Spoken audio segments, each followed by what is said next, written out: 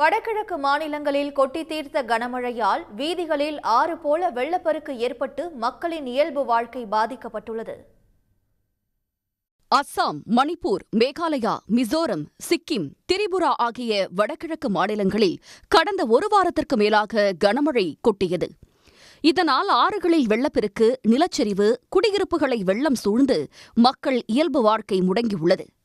மணிப்பூரில் மழை குறைந்தாலும் இம்பாலில் வெள்ளம் வடியாமல் நகர்ப்பகுதிகளில் குளம் போல தண்ணீர் தேங்கியுள்ளது.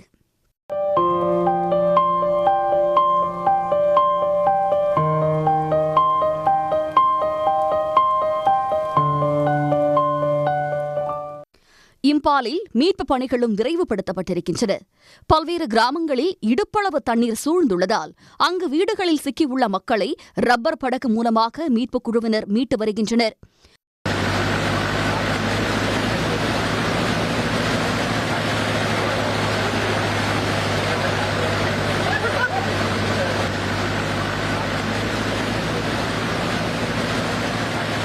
அஸ்ஸாமில் தொடர் கனமழையால் ஆறுகளில் வெள்ளப்பெருக்கு ஏற்பட்டுள்ளது.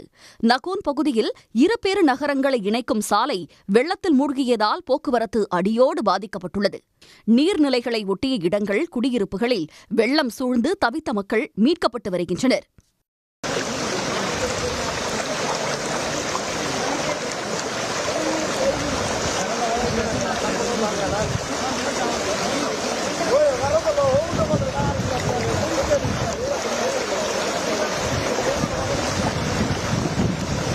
இதேபோல சிக்கிம் உள்ளிட்ட மாநிலங்களிலும் பாதிப்பு ஏற்பட்டிருக்கும் நிலையில் நிலச்சரிவு, மழை வெள்ளத்தால் உயிரிழந்தவர்கள் எண்ணிக்கை 36ஆக உயர்ந்துள்ளது.